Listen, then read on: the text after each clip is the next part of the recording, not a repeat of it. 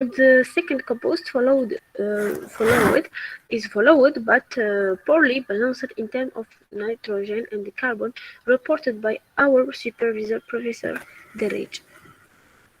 So the first parameter we performed was the analysis of organic material.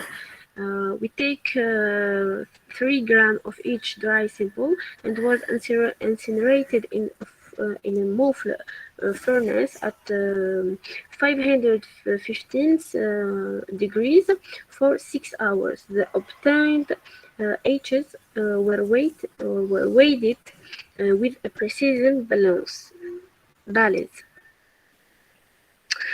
This for the second parameters is pH. 10 grams of each dry sample. We took 10 grams of each dry sample and were mixed with 50 milliliters of distilled water. Shake for 30 minutes. Let's stand for 2 hours and then make the reading. The last parameters is the test of germination. 10 pots were piled, so 5 seeds for each pot, watering every day for 50 days. Now moving to the result and discussion. So the study of the pH in the end of the composting process shows that the pH of two sample is basic with an average of 7.57 for the first and an average of 80.00507 for the second sample. This reflects good degradation of the organic material, which favors the development of actinomycetes and alkaline bacteria.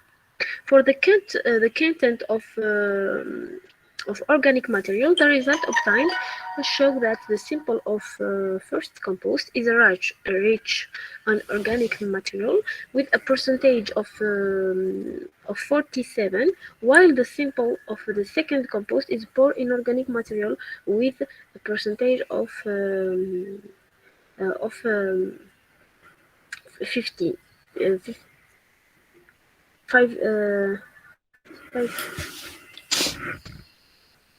50%.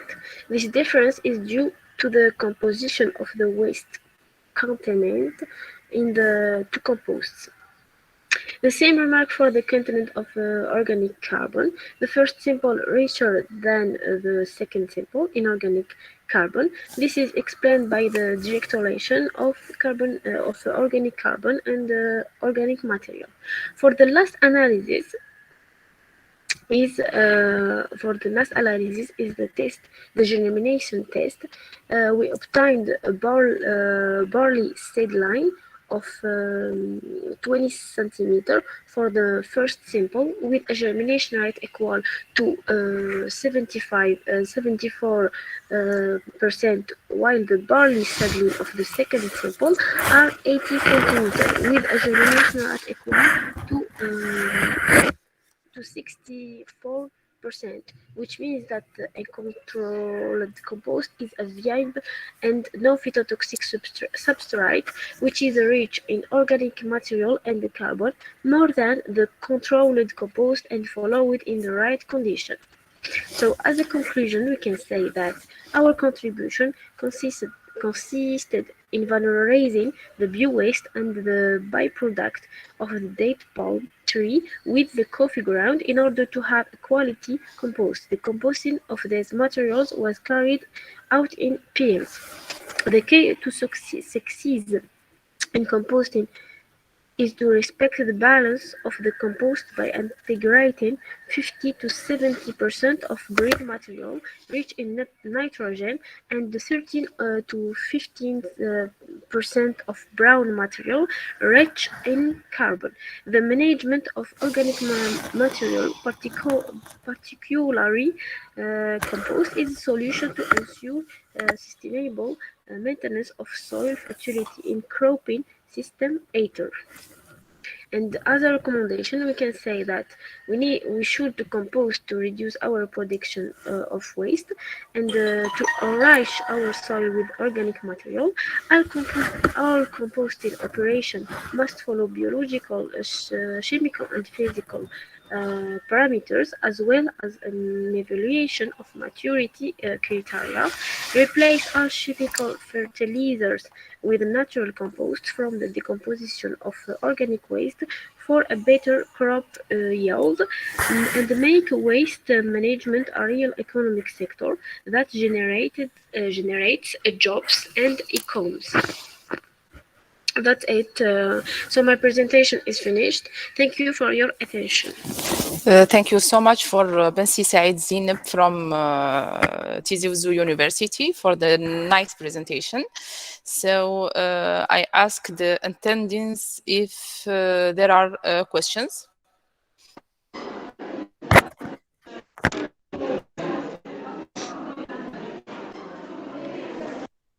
Okay, what do you mean by controlled and non-controlled composting?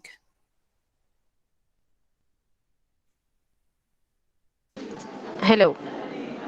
Hello? Uh, are you hearing me, Mrs.? Yes, I hear you. The control composing, it's that means that Mrs. Can I speak in French? Okay. D'accord. Donc bonjour tout le monde, bonjour madame. Merci pour la question. Bonjour. Donc le Mais compost contrôlé et le compost il y non a de... contrôlé. Donc Pardon, Monsieur Saïd, il y a quand même de oui bruit. madame. On vous entend très mal. D'accord. Je vais sortir du lieu. Ok, pas de problème.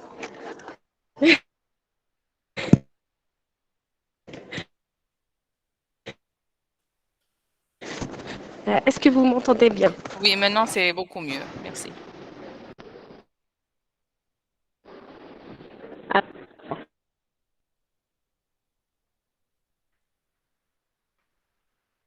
Je veux dire avec le compost contrôlé et le compost non contrôlé, c'est que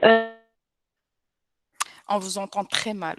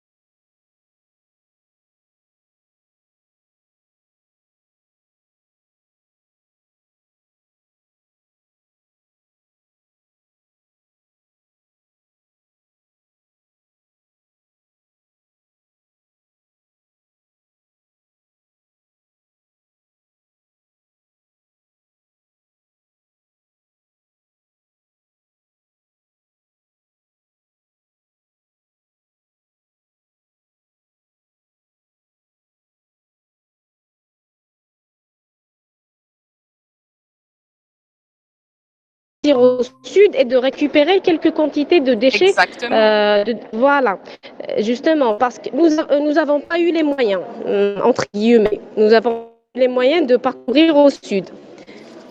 Fahmtini. Normalement, Ok. normalement le but a été de valoriser même les déchets de palmiers qui se trouvaient au sud algérien et exact à Ouegla. Nous avons eu d'abord le contact et tout ça, il y avait un empêchement, خلاص. قلنا نروحوا direct للحما et on le réalise avec les moindres moyens. Voilà. Okay, okay. Thank you so Voilà. much, Bensi Thank you, Said. Mrs. If you Merci à have vous. okay, if you have any question, please send an email to Zine Bensi Said. Okay, so now the next presentation. Okay, the next presentation presented by Anfal Billabsir, ID 69. Are you here?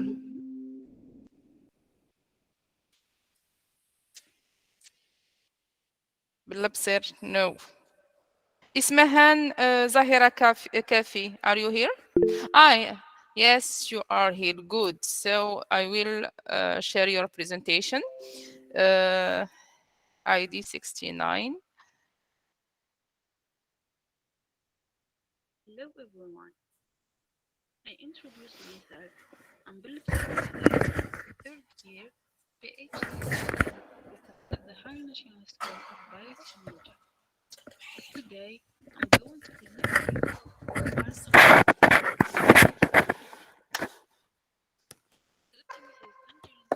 from hydrocarbon-based environments as another producer of compound with bioemulsification potential. So, let's start it with a short introduction.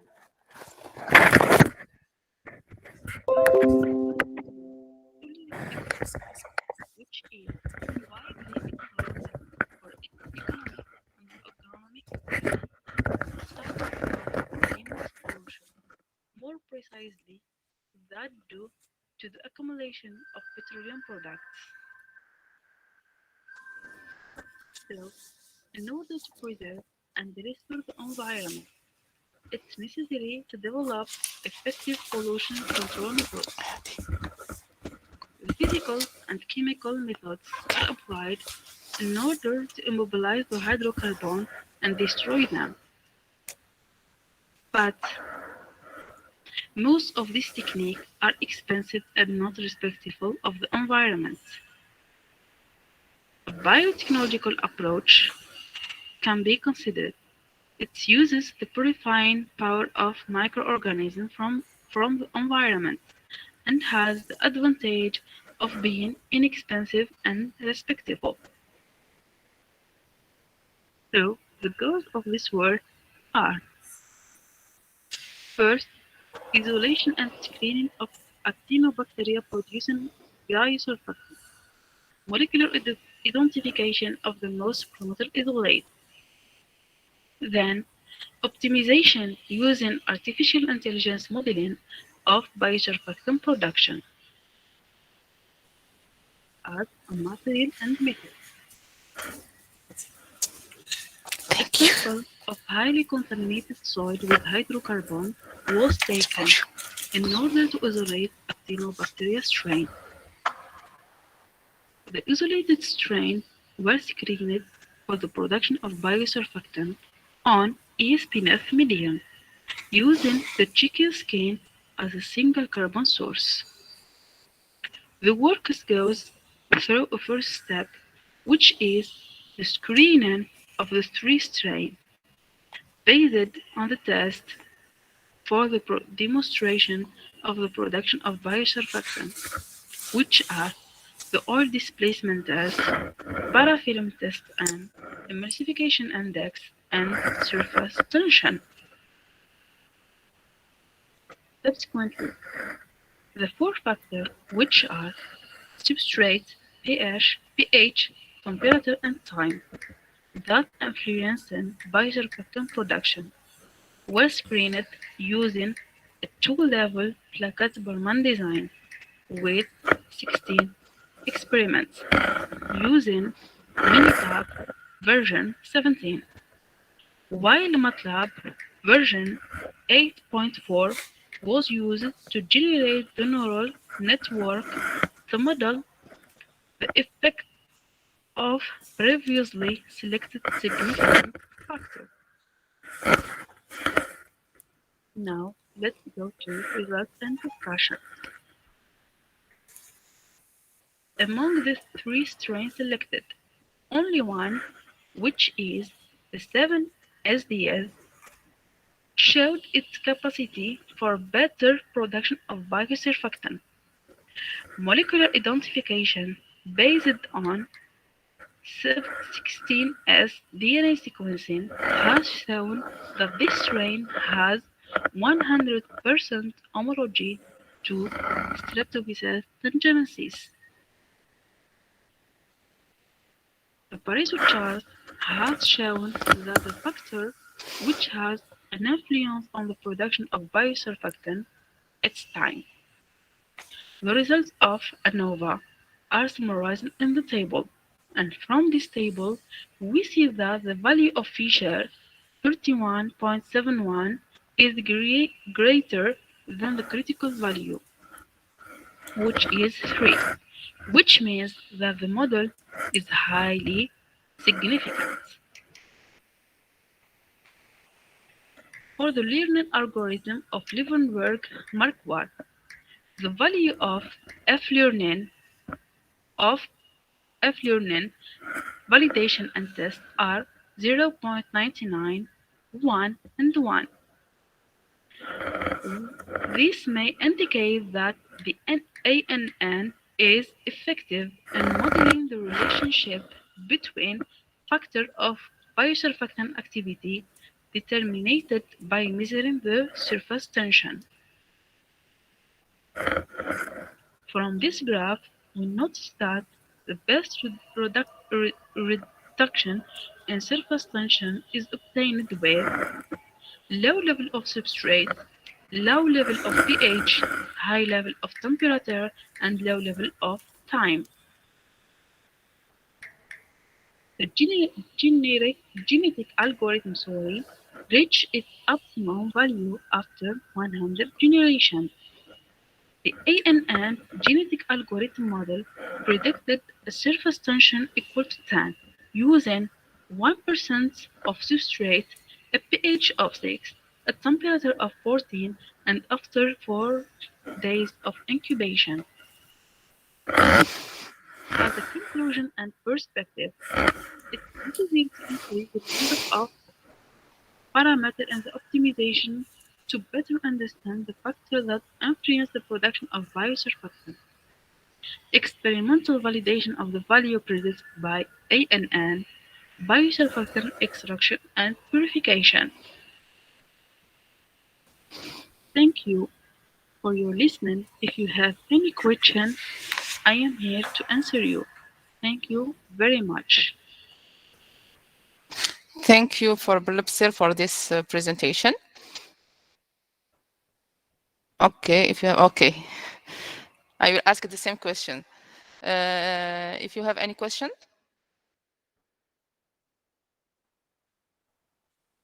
No question?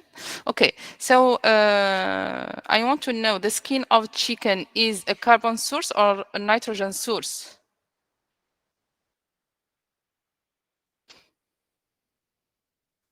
Biopsir. Carbon source?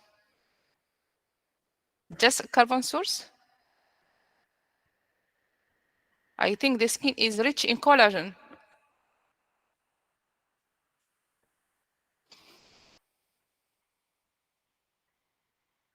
So it's I think source of yes, because it's in fatty acids. Okay.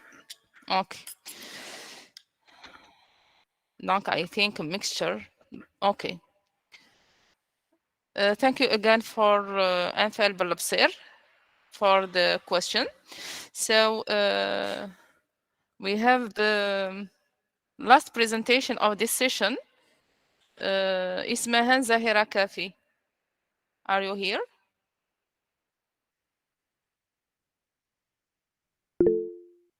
Yes, good. The ID 74. Morning and welcome to my presentation. My name is Ismahan Kaki and I'm Assistant Professor Researcher at Chemistry Faculty in the University of Science and Technology of Hawaii Boumediene. The topic of my presentation is about Algerian olive meal wastewater, polyphenols concentration by membrane process. During my presentation, I'm going to focus on three main points. First of all, I'll introduce the thematic of my research work and the main highlights. Second, we'll look at the methodology of the experimental study. And finally, I'll show you the results obtained and conclude. Let's get started. Olive oil represents an important healthy dietary trend worldwide because it is considered as an important resource of essential fatty acids and antioxidant agents in human diet. The environmental impact of olive oil production is critical in all olive oil producing countries. The extraction process needs a significant amount of water and produce huge amounts of olive meal wastewater in a short period between October and January of the olive harvesting season. Damage can cause olive meal wastewater. And what's olive meal wastewater paradox? On the one side, it has a significant polluting properties mainly related to the high organic load, an increased ratio of COD/BOD, a high phenolic content, and relatively acidic pH. Its disposal in water tanks without pre-treatment leads to severe problems to the whole ecosystem. Olive meal wastewater also show a toxic action to some plants and microorganisms since it contains an important concentration of polyphenols. On the other side, polyphenols is the largest family of naturally occurring antioxidants in plants that improve the biology of structures. Exposure to certain species, compounds from olive and olive oil have a significant health benefits. They can be considered as an inexpensive source of molecules with high added value for medical and agroalimentary purposes. The experimental work is focused on 3 points. First, olive meal wastewater ultrasound assisted pretreatment followed by liquid-liquid extraction of the polyphenolic fraction with ethanol and ethyl acetate, then concentration by microfiltration and ultrafiltration process. Second, study of the performance of the inorganic ultrafiltration membrane, and finally, evaluation of total phenolic content with Pohlenz-Kalter method and antioxidant activity with DPPH method for several permeates and concentrates obtained. Let's turn now to the experimental methodology. Hydroalcoholic solution of both acidified and non-acidified olive meal wastewater was subjected to sonication for 30 minutes. This will allow to release the polyphenols from the cellular tissue by the force of cavitation. After, the hydroalcoholic solution is passed through a filter to remove solid residues and precipitate tissues. At this point, to ensure that there is no loss of any fraction of polyphenols, the solid residue is subjected to an extraction by maceration in ethanol. The next step is to centrifuge the hydroalcoholic solution to remove the residual oil and the suspended matter. The obtained supernatant is defatted with extracts. Then, after the microfiltration, the concentrated is discarded. Then the permeate is submitted to ultrafiltration. In the last step, several samples, acidified and non-acidified, ultrafiltrated permeates and concentrates with solid waste polyphenol fractions were analyzed for polyphenol content and antioxidant activity. For the liquid-liquid acetate extraction, the pretreatment is achieved by the same steps. Briefly, 1 liter of acidified and non-acidified raw olive meal wastewater was subjected to fermentation for 30 minutes. After sieve filtration and centrifugation, the supernatant is defatted with extract. After the microfiltration step, the microfiltrated permeate is submitted to ultrafiltration.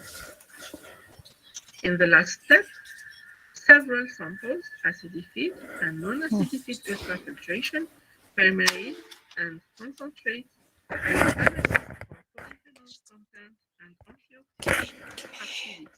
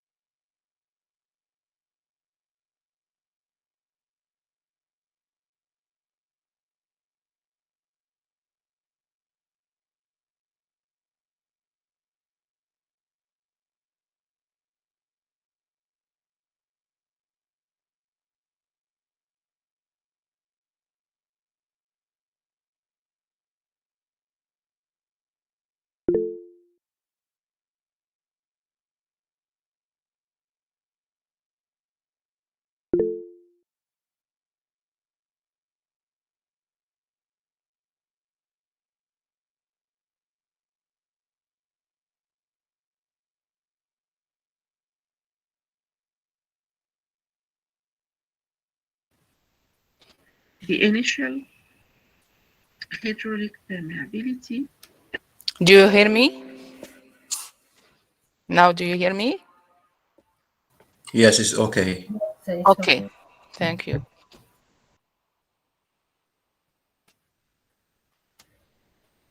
Which confirms the recalcitrant nature of our byproduct to biodegradability. In the second part of this slide, to study the performance of ultrafiltration membrane used, we determine the hydraulic flow, GP, the permeability, LP, and the resistivity Rn before, during, and after the experiment. The initial hydraulic permeability, LP, corresponds to the slope of the line. It was found to be equal to 161.2. Then the resistivity of the membrane was determined. Next, the permeability of UF membrane during the experiments, as we can see, was found to be lower comparing with the initial permeability. During all experimentation, the same membrane was used for ultrafiltration of all samples, with rinsing cycles with distilled water between two samples.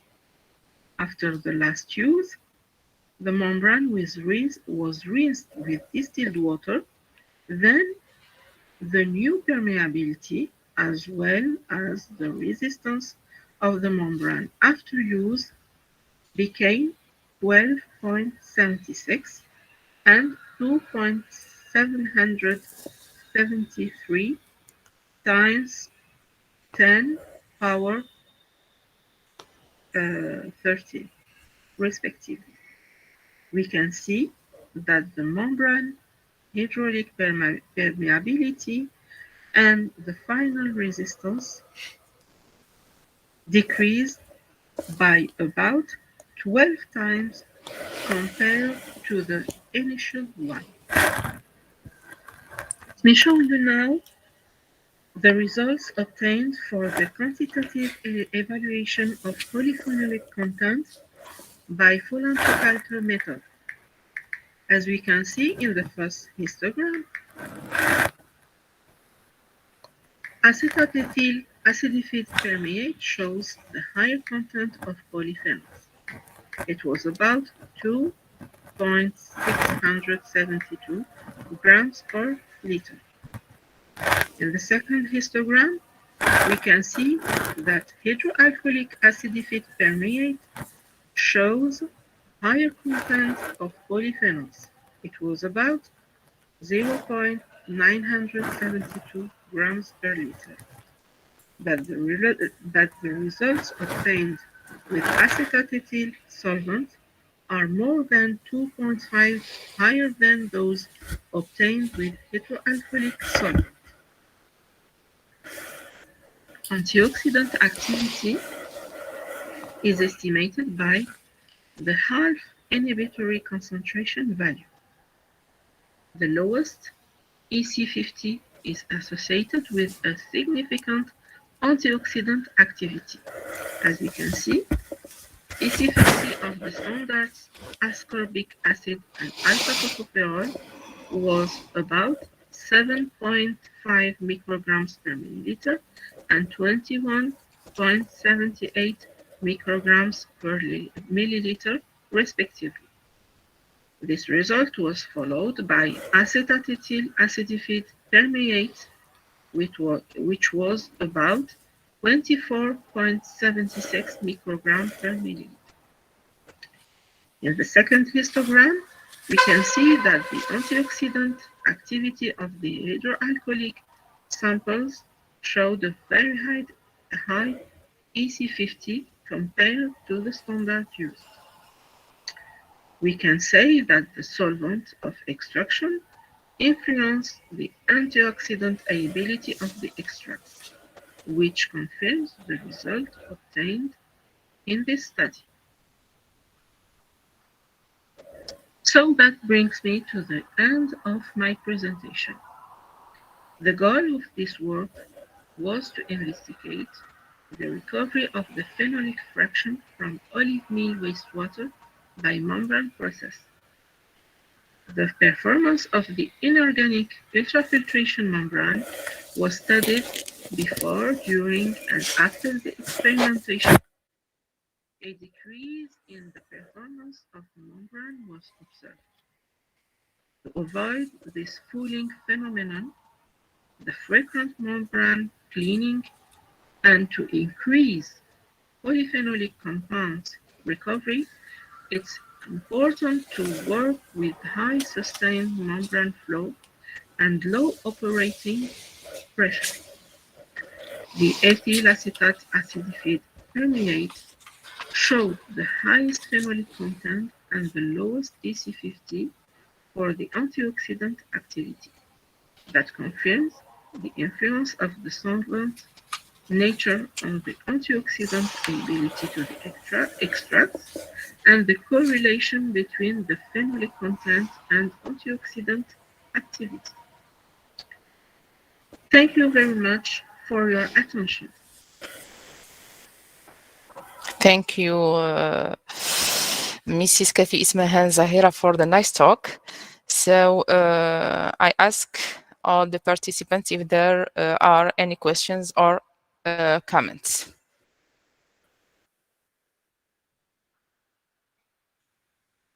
You can ask using the chat.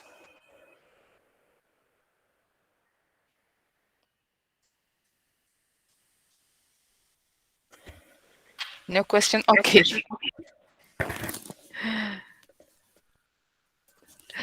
Before closing this session, for the quality of the session, thank you so much, Dr. Blaouni.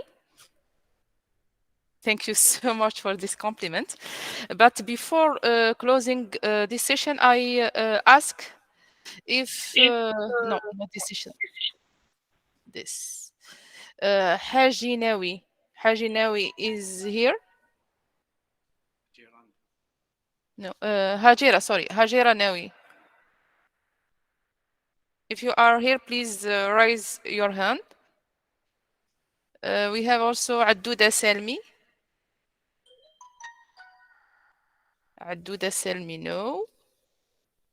And finally, Jafri Muhammad. No. Okay. I want to ask all the participants if you published these results or not yet. In my case, they are under review. I already submitted the paper and I'm waiting for the response. Inshallah. Okay, so inshallah. Yes, Saadallah. Hi, about me, I'm still working on it. Okay. Not yet.